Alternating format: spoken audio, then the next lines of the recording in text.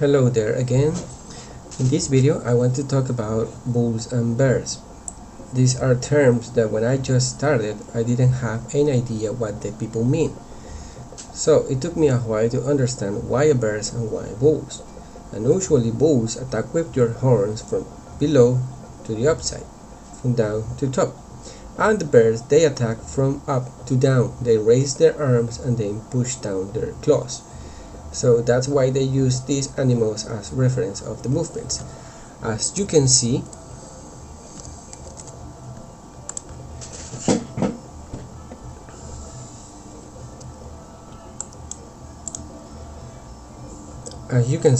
when it's a bird trend, you keep making lower heights, and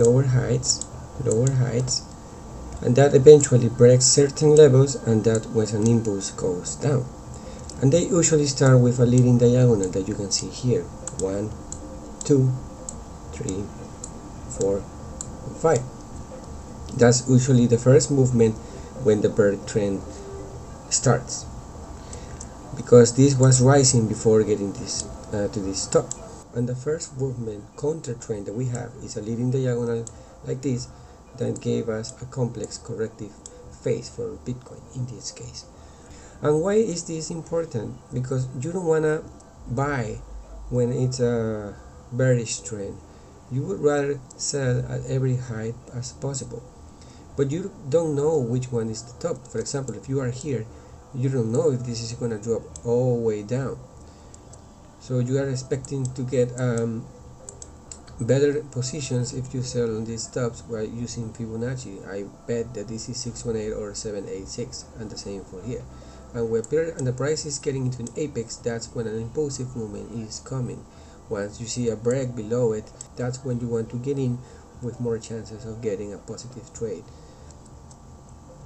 Now, when you are in a bullish market, that usually starts after an ending diagonal, like the one that you see here. It's the same that you can see down here. That was the end of this bear market or bear trend or corrective phase, as I like to say it, and you get your first impulse. And as you can see, it makes higher lows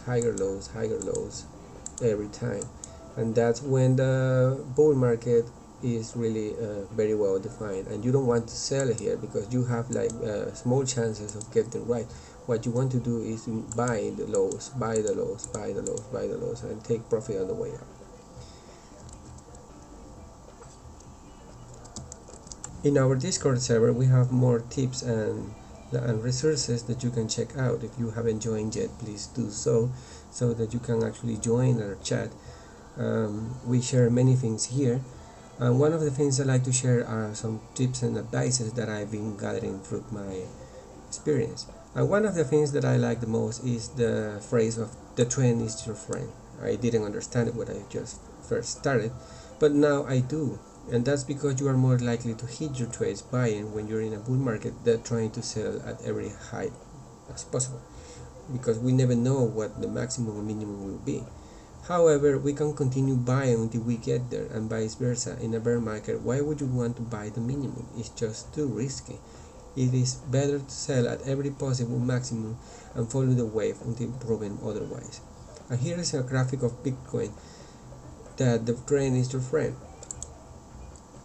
As you can see here, count the amount of green arrows that you see in the uptrend.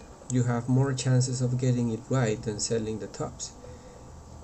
And when the bear market starts, you have more chances of selling than actually buying the lows in this case.